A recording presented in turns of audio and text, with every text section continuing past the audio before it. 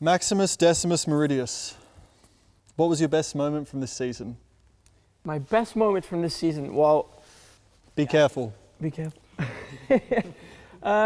Well, definitely, I think the victory, that's always something special. I mean, I've had a lot of good moments, but a victory is a victory, and I think even when it's the most boring race on earth, if you win the race, it's still special. Agree. At the start of the season, some media thought the team would struggle this year. Where do you honestly think you would finish in the championship? I didn't expect to finish top 5. I mean, you know what it's like. You do the best you can, and if the car is good enough, obviously you can do better than. Just because you say I don't think I can get 5th doesn't mean you're not going to get 5th if you can. But there was no real signs that we would be this much better this year. So I thought top 5 would be a stretch. All right. Yep. Now, contrary, what was your worst moment of this season? Monaco. Absolutely Monaco. I think everybody agrees on that one. Do you like the track though? After all, the worst weekend of your 2 year? weekends. The worst 2 weekends, both years. Yeah. Do you enjoy the track though? It's something special for sure. I mean, it's very challenging, I think, especially in qualifying. When you have done your lap, you're like, wow, that was really on the edge in qualifying. Yeah. Or in my case, over. All right. Gotcha. All right, Daniel. Looking back at the whole season, what was your best moment and why? Fortunately, Monaco for you? I think the Saturday. Right. Fortunately, like yourself, we've had some pretty good highs this year. One thing I hadn't yet done was a pole. So to do that in Monaco made it probably more special to get my first pole there. So that was a big highlight. And then, of course, as you said, the win in Malaysia, being on the top step again felt good. So I'm going to be greedy and say 2 moments. What was your worst moment from this season? Probably everyone's expecting me to say Monaco, but it wasn't my personal worst moment. I think it was the worst moment probably for us as a team. But like I felt that day I did everything right. So it actually wasn't my worst moment, but sure, it was the worst moment of the season. If I was to say my worst moment, just all good moments. Confident, yeah, I mean, for sure. I don't know. I guess the answer everyone's looking for is Monaco. So, but again, it was out of your hands, basically. Yeah. So it was still like a great weekend, I felt personally, but obviously the outcome was tough. So yeah, it was the first time I've ever not attended a post-race debrief. I'm normally very good with that, but I just felt it was best to. And because my house was like 500 meters away, you I was like, let's go home. Go home and not talk to anyone for a little while. I can imagine. Alrighty. A lot of people said the team was wrong to replace Kvyat with yourself, and the media said they were very surprised. What did you think about the reaction at the time? Did you understand their point of view? Were you thinking, all right, I'm going to prove them wrong? What was your sort of feelings? I mean, it's always a very difficult decision, and I mean, I could place myself also in his way, I would say, and it's very hard, it's very difficult, but that's the way Red Bull works sometimes, and they, I guess, are looking also for the future. When you get that opportunity, you just can't, you can't wait to go for it. And I just approached the weekend very neutral. I didn't care about all the comments, the media was saying about the move. It was now up to me to prove them wrong. And yeah, and in one way, it was a very relaxed weekend as well, because it took a lot of pressure off, because I approached it as a learning weekend. And I think so far it has been going pretty well from there onwards. I remember it was probably the most watched press conference of the year with you and Danny sitting in the front row. Yeah, I mean, everyone was waiting. Yeah, it's funny how they position the press conferences sometimes. So everyone was like waiting, who's going to hit who? Yeah, I was prepared, I was just sitting there. No, I'm just... But as you said though, like from the outside, it's not that you called Helmut and said, Helmut, get rid of Danny, put me in. It's just how it works. And obviously if you get that opportunity, it's our job, you can't turn it down. And Exactly. you can't be sympathetic to a competitor because this is the sport we're in. Yeah, absolutely. All right, so then I guess to follow up, when you won in Barcelona, was any of your happiness actually relief to have proven Red Bull was right to back you?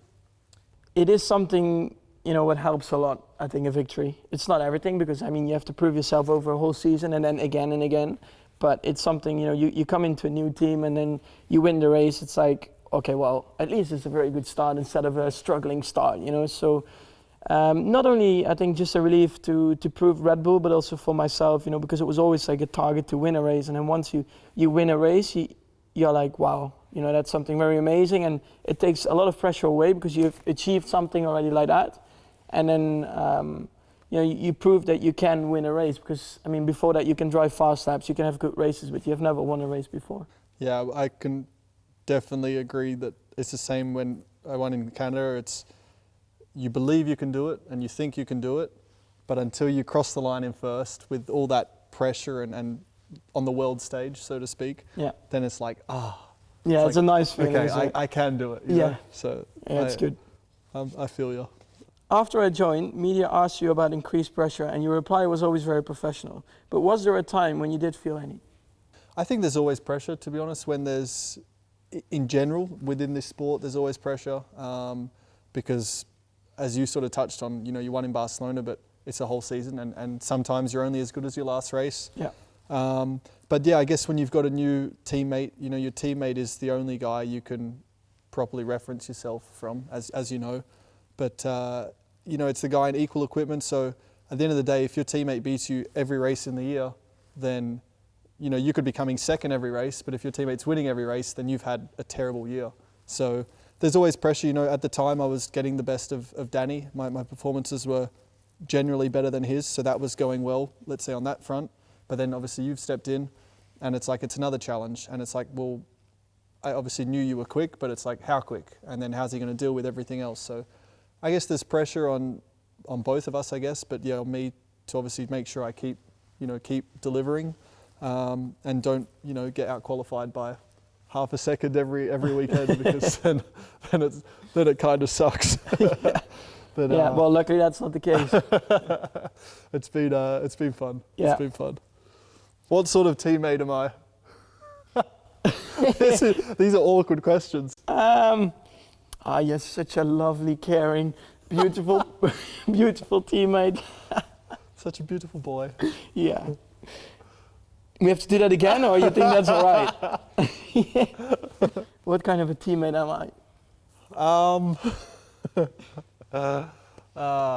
Be nice. Yeah, I joke a lot about. Otherwise, I don't give you any chocolates anymore. What kind of teammate? I would say, like a lot of interviews I've done, I get asked about you a lot. So.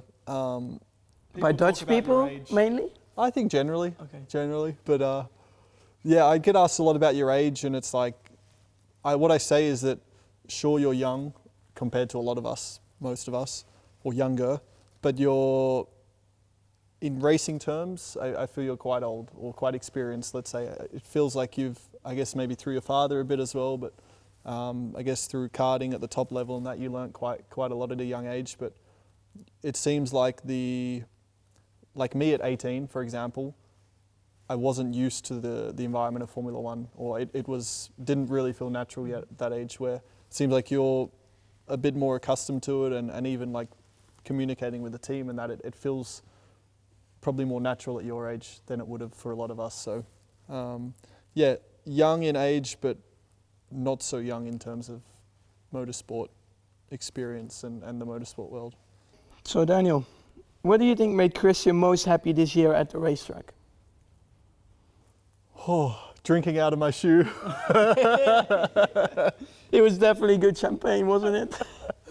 Yeah, I think, sure, as a whole, I would honestly say the 1-2 in Malaysia, because I think both of us were, as a team, it's the best result you can have. Sure, maybe I was a little bit happier because I won, but as a team, you can't get a better result, And obviously your win in Barcelona, I'm sure he was 99.9%. He was happy, but he felt sorry. But maybe it was like, because he knew I was probably disappointed. So the emotions were probably more mixed. Where I think Malaysia, as a team, it was like, oh, both drivers will be happy enough. And I think also the way, first we had like a good fight, we gave each other space, and they were like, they were at the pit wall like, oh my God, what's happening, So yeah, definitely, I would agree on that one. All right.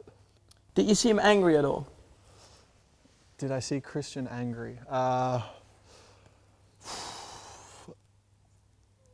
Angry, I don't know. For sure upset. Again, I would probably say after Monaco on the Sunday. We spoke on Monday.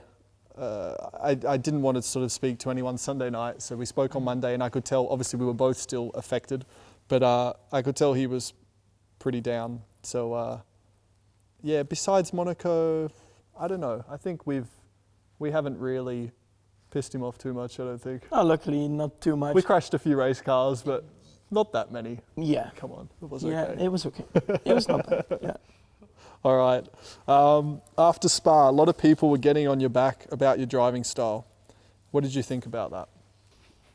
Yeah, I mean, I always stayed pretty neutral about it. I mean, of course, I wasn't happy at all after Spa. After a good qualifying, and then in front of your home crowd, so many people, they were there to support you, and actually, like within 100, 200 meters, everything just falls apart. Yeah, so I think it's always. The most important thing is you have to believe in yourself, and you shouldn't read too many comments. I think after Spa, I also deleted a lot of stuff from my Twitter and Facebook and Instagram. I was not following anything from F1 anymore, just other stuff, and I think that helps a lot because you don't read all the comments. What was your best move on track this year and why? First one that comes to mind is there's a few, but first one is Monza on Bottas. Mm-hmm. Yeah, it was probably the furthest back I've ever come before. And in Monza as well, your speed is pretty much the highest of the year, and you're braking, as you know, with little downforce. Yeah. So I think to get it right is even more difficult. So to do it from where I did and to make it clean, obviously that is always helps, keeps the, I guess, respect from everyone, then that was probably my best. Yeah. What was your best move on track this year and why? Yeah, my favorite. Yeah, I think last race in Brazil was quite a lot of action going on, and I think the move on Rosberg was pretty nice to go from 32nd around the outside, and you're like really on the edge with the car. The aquaplaning was so bad. It was pretty bad, and that was a good feeling. Let's say like that. How do you think you've changed this year? Firstly, I'm sure you've got a bit more hair on your body through growing up and getting old. Yeah, for sure. I mean, yeah, definitely. But maybe not physically, but inside. I mean, you're growing up, especially, traveling around the world makes you grow up very fast, and then with all the experiences from Formula One, that makes you grow up even faster. Uh-huh. And like the outside, like having, obviously, your profile has changed from say last year to this year. Mm-hmm. Have you noticed like, I guess there's more attention, but is there like some cool experiences you've had with famous people or like anything? I'm like, I want to stay at home, have fun with friends, and I'm not like, I want to meet this kind of person. I want to like meet a movie star. I'm really not into that. Of course, you get recognized much more in Holland, like you have in Australia. That has changed a lot from last year, where you could still walk around in Amsterdam quite unnoticed, maybe a few pictures, but like now it's pretty bad, I would say, yeah. I think it's also, I mean, because nobody has won before from Holland, so I mean, then it gets quite a lot of attention once you win a race, so. I noticed that as well from 2013 to 2014. I think as well, you get with a big team, so that already creates more attention, and then obviously the results are coming, you're probably on TV more because you're running at the front, and then it's, keeps on going. That's the big team thing changes a lot. Yeah. What do you think about comments that the rivalry will increase between us next year? I think, a lot of people are, in a way, it's cool that they're thinking about this because they believe that we will be fighting for a title. So in a way, I take it like as a positive that they believe in us, sort of thing. And they think we might get to the point that Lewis and Nico are fighting for a title. And then I guess some of the comments are Nico, like based on Nico and Lewis's relationship, that, you know, before their sort of teammate and all that, they were quite close and all this, and then the rivalry grew them, you sort of spread them apart a bit more and whatever. But yeah, I take it as in a way, a compliment. I told them that I would love to be in that position, because Yeah, for sure. if we're fighting for a title, then It would be I very think we're nice. both happy. Yeah. Then I think there would be some more trophies We'll take here. the extra pressure. Yeah. When you're racing, how much fun are you having on a scale of 1 to 10? Or is the concentration too great? That just depends where you are, you know, what position you are and in what state. I mean, if you're catching someone, if you're defending. So I would say Brazil is like close to a 9 or a 10. But I mean, if you're like struggling a lot with your tires and they're coming from behind, it can be like a 4. You know, it's like, of course you're very concentrated and stuff, but it just depends a lot in which situation you are, I think. Yeah, I mean, sure, it depends on, I guess, your position and that as well. That can change maybe the number or the scale of 1 to 10. But I think generally Sunday is the best day of the week. Like Friday, you know, like practice doesn't excite me nowhere near as much as racing. It depends how the race goes, but let's say at just before 2 p.m. on Sunday, if it's a normal race time, I'm like 10. Like I'm just loving Getting ready for it. Yeah, so racing is the most fun. Like at the end of the day, you're a racer, you know, you want to go into the race and fight for points and compete and race for it. Yeah. All right, how did you feel during those last 17 laps in Brazil?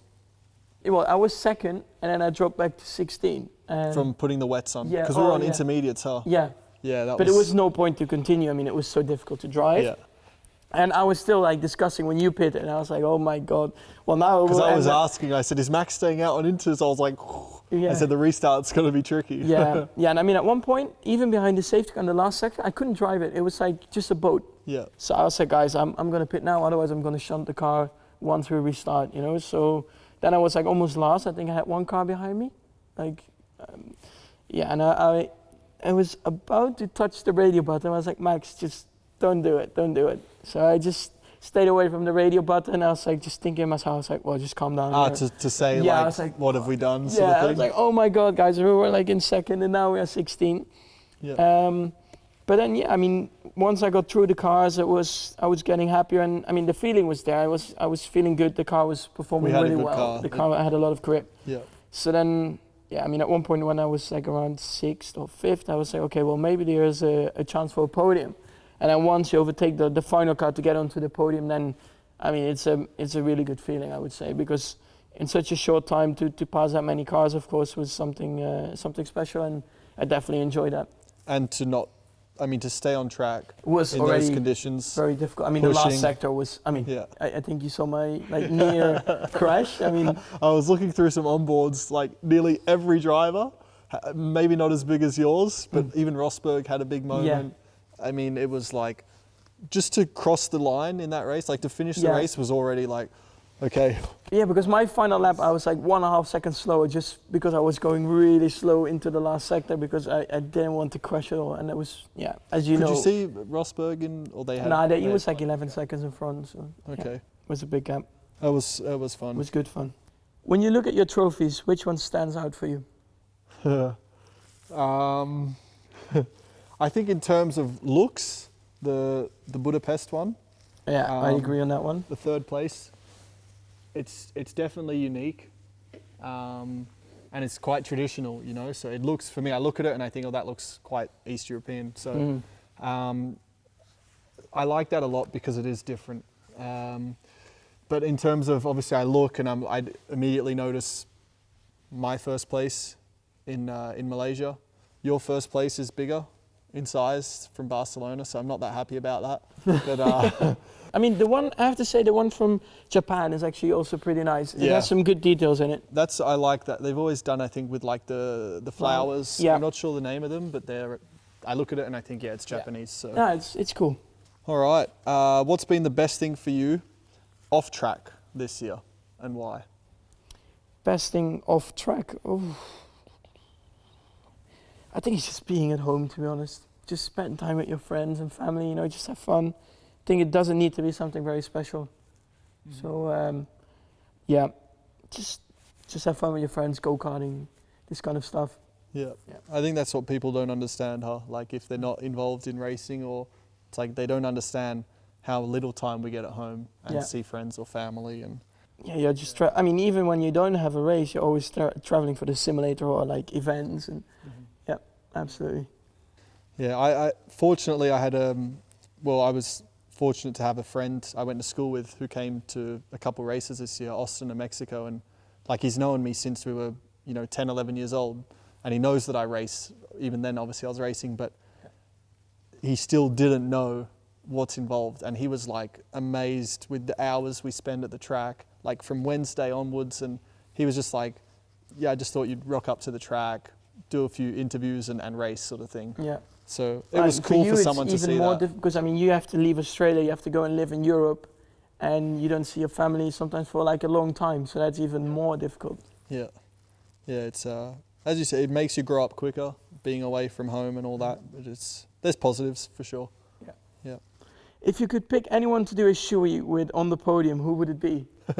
Out of the drivers, I would say Lewis, because it was one race, I think it was Austin, when I gave it to Gerard Butler, and he was laughing, but he sort of knocked me and he said, "You'll never get me to do that." He's like, "Don't you ever, because I'll never do it." So you should try it. That like motivated me to just want to do it. Yeah, absolutely. But only if I win, and if he's there, I'll like force him to do it. And he won't have a choice, because if he doesn't, I'm sure the whole crowd will like boo or something. So yeah, I think just to get back at him sort of thing for that, then that would be fun. If you could take one of my trophies, which one would it be and why? The trophy, I would take third position from Hungary. Yeah. I mean, it's a very beautiful one. Yeah, that was, I agree.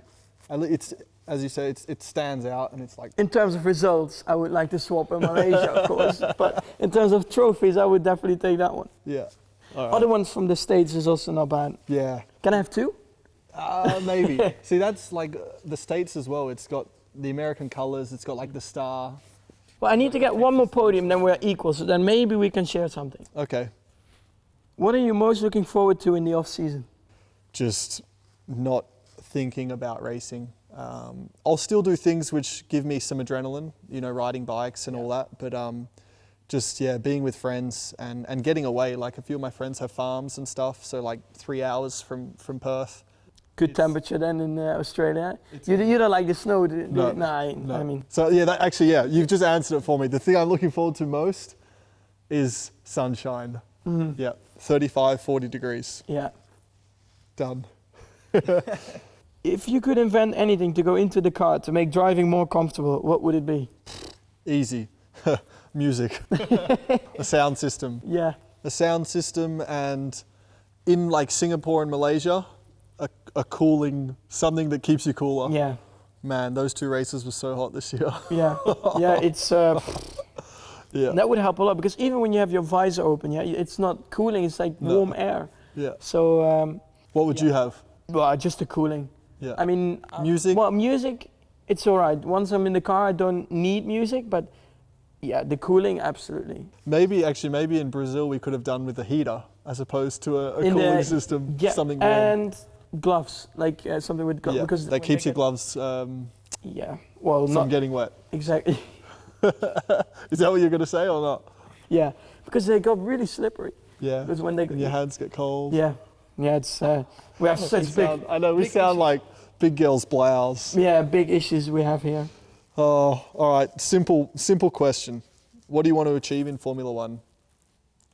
Being world champion. I think that's everybody's goal. Well, first of all, I would like to win some more races, and then I think automatically when you start winning races, then you start fighting for a world championship at one point, hopefully. You? Same. Yeah. I think that's if there's one answer, it's that. But if you go beyond that, then what do you want to achieve? You want to achieve fun and enjoyment, and it shouldn't be only like work. You should also, enjoy, I think, those years, because they pass by very quickly. It's a big part of our life. Yeah. And it goes quick, so yeah. Sure. Who do you think is more famous, me or you? I think it just depends on which country you go. I mean, for sure, when I go to Australia, it's you. And when you come to Holland, yeah, I mean... or Spa. Spa, there was so many Spa, Dutch flags, so... Yeah, it's just... Yeah. I think in general, I think it's still more you. It's close, it's close. The steering wheel has lots of functions. Do you know all of them? I do, yeah, I do. Okay, giving myself a little bit of credit here, probably giving all of us some credit, but I can't multitask to save my life. Like if I'm on my phone messaging someone, you could be talking to me saying, oh, the house next door is on fire. I wouldn't even know like what you're saying. But when it comes to the race car, maybe it's because I love doing it, but I can do things on the steering wheel, I can think about the balance, I can talk to my engineer. I'm like multitasking at high speed. Yeah. So that, it sort of surprises me because anything else in life, I can't do that. But when it comes to the steering wheel and all that, it's quite amazing then what the brain can do, isn't it? Like yeah, the difference it can... It shows, I think, when you enjoy doing something, Yeah. you can be a lot more better at it. Yeah, absolutely. I always have like after a break, like a winter break, when you jump back in the car, you're like, what was that again? And then you need a few laps to understand. All right, Daniel. Being so much in the public eye, do you find you think a lot about your hair and how do you look? No offense, Lewis, but not as much as Lewis. There's a few actually who, I mean, it's a little bit natural to care about yourself a bit more when you're on TV. I would say this year you improved a lot in the looks with the hair. Yeah. From before. Before you looked a bit funny, to be honest. You were a bit like a joker. I don't know, like it changes. I think it depends on your mood. When you look at those pictures, yeah, I think you have changed in a positive way. Yeah, I've grown up. You went from like a 7 to a 10. Yeah, thanks, I appreciate it. Sure, it depends. Like if there's an event, maybe you care a bit more, like you want to look a bit good, but I don't know, some days, like, I don't know, like now, like towards the end of the season as well, you're just tired and sometimes you're just like, oh, whatever, I'll just put this on and just go. So. Or just use a cap quickly to cover it up. Yeah. So it depends, but yeah. Sure. I mean, everyone likes looking cool. Decent. One way or another. It has its moments. Yeah. Mm-hmm. You? To be honest, I'm always wearing a cap. Like, I think 95% of the year I'm wearing a cap. So. Okay. And you're not really shaving yet, so there's not much to really maintain. I do like every 3 days. Okay, really? Yeah. Okay. So even like that, like if I look close, there's probably things that I could trim and like this looks like really bad. You did. But yeah. That's actually... Anyway, I don't know. Some days you're in the mood to like look good and some days you're like, oh, I'll just look rough. And depends on being the a guy is easier, isn't it? Choose 3 words to sum up your season. 3 words. So no arms, buts, just 3 words. 3 words. Oh, that's already 2. Good. Cool. And exciting. Okay. English isn't your first language, is it? No. Yours? Compelling. Man, I don't even know what compelling Stupendous. means. All right, come on. Splendid. Splendid, yeah, all right.